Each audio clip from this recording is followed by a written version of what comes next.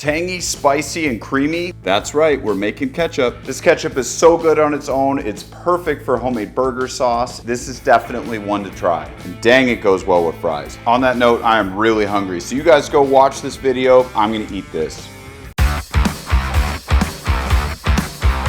This spicy ketchup has been my secret weapon for years. And you can actually find the recipe in my cookbook, Chilies and Smoke, right here on page 39. What makes this recipe unique is the use of tomatillos and Guajillo Chiles rather than tomatoes. The good news is that it's actually really easy too, so let's get to it. All right, let's talk about a few of the ingredients here as we prep these. This is the Guajillo chili. This is a dried chili. You want to make sure that they still have a little bit of bend in them. That makes them a little bit more on the fresh side rather than just snapping and breaking completely. So if you can't find these, New Mexican chilies are a close substitute, but Guajillo chili really has more of that smoky, fruity flavor.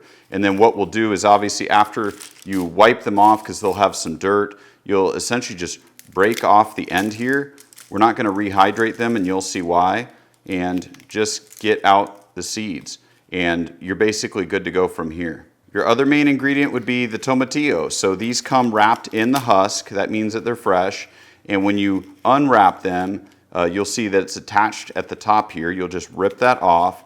And then you're gonna find that this is pretty sticky. Yeah, I know you can't quite see that, but what we're gonna wanna do is wash these with some water in a bowl. And that's really the first step we're gonna have to unpeel all of these husks off of the tomatillos. Make sure that there's no like gross things on the outside. Sometimes they can be hidden in the husk. Something to look for when you're shopping for these.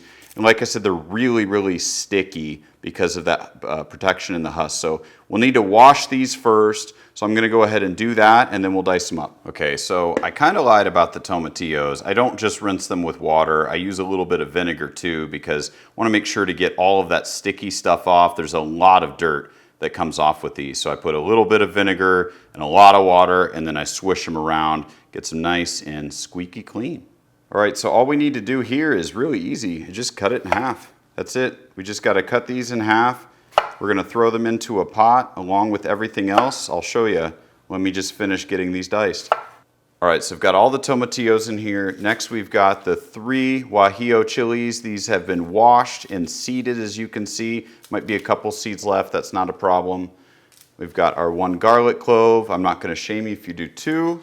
Now the cookbook says to use 1/2 cup of diced onion, but if you use a 1/2 of an onion just quartered like this with the ends off, it's totally fine. We've got a 1/2 cup of brown sugar, plop. We've got the cloves and allspice. We've got a teaspoon of kosher salt, 1 cup of white vinegar, and then a 1/4 cup of water. So I've got the pot on the stove. I'm gonna turn it to a high heat, and we're gonna bring this up to a boil. Okay, now that it's starting to boil, I'm gonna reduce the heat a little bit, so it's more at like a medium simmer. I'll stir this a little bit around, and then what we'll wanna do is just continue to cook this and stir for about 20 minutes or so. You can see over the time, while we didn't add very much liquid initially, it definitely breaks down the tomatillos, which adds a lot more liquid, and everything's gonna start getting softer. So just keep rotating these, making sure the tomatillos, they're gonna start to turn this like olive brown color rather than this bright green color. That's the biggest key. All right, it's been about 15 minutes. We're pretty much almost done. We just wanna make sure some of these larger tomatillos are a little extra soft, and then we'll take it off. I'll show you what's next. So for the next step, we're gonna use a bowl with the strainer over the top. I'm going to carefully pour all of the contents in here. There we go. Okay, I'm going to carefully transfer the ingredients into the blender here. There we go. And then make sure that you keep that extra liquid handy. Okay, let's go ahead.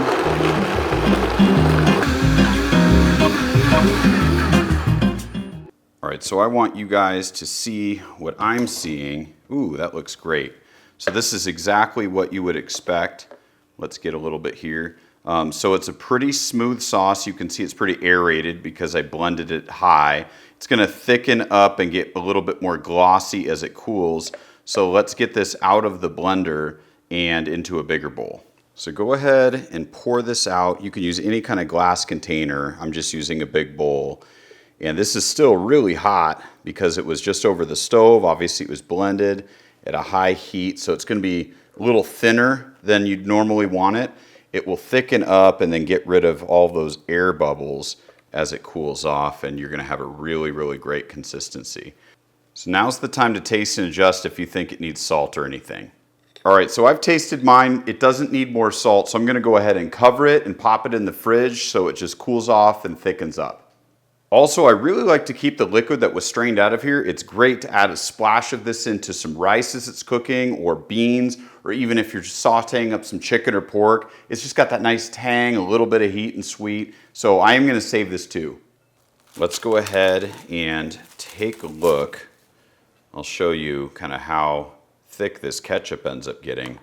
It's a lot thicker than it was when it was hot. It's got a much better texture. No, it's not perfectly Heinz ketchup smooth, but that's not really the point. You want it to be really close. It's got to have that same viscosity, which this really has. I'm going to put some of this ketchup in a bottle, and then I'm going to show you two of the ways that I like to use it. All right, first things first, with ketchup, you got to have fries. So my favorite combo with this is some sweet potato fries. These are just sweet potatoes popped in the air fryer at 375 for about 15 minutes. I use my Sedona sand spice, and it goes perfectly with this really great tangy ketchup. You've got the heat from the Sedona sand and the awesome ketchup. I mean, this is just the ultimate combo.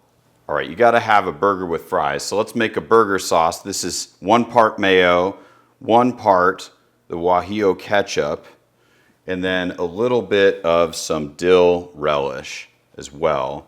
And I'm just gonna go ahead and mix this together. And we've got a really great, unique burger sauce. It's just the perfect combo of creamy and tangy and a little bit of spicy. All right, so let's go ahead and make a Southwest burger. I'm gonna use some of the burger sauce on the bottom here, get that going. And we've got this seared half-pound patty with some Havarti cheese. I'm gonna top these with some homemade pickled jalapenos, which are gonna give it a nice little kick. And we'll go ahead and top that burger off with more of that burger sauce on the bun. Check that out. That looks so good. All right, I already know it tastes good with the fries, but you know, for science. Seriously, with sweet potato fries, this just really amps it up. And then the Sedona sand seasoning, it's got that nice heat. It just pairs perfectly with the ketchup. It's just Mexican flavors all around. For those of you that don't know, here's the Sedona sand seasoning. You can see I'm almost out. This is the one. Believe me, I did not forget about the burger. All right, I'm going in. 2 bites. Ah, the beard. Whoo, that is spicy. All those pickled jalapenos and that sauce. Whoo. I got this bread at a Mexican bakery. This is so good for burgers. I know I shared the recipe with you guys, but I've got a lot more in this cookbook as well as my website. So go check it out. Chilies and Smoke the Cookbook. Hope you guys enjoy. Cheers. We'll see you next time.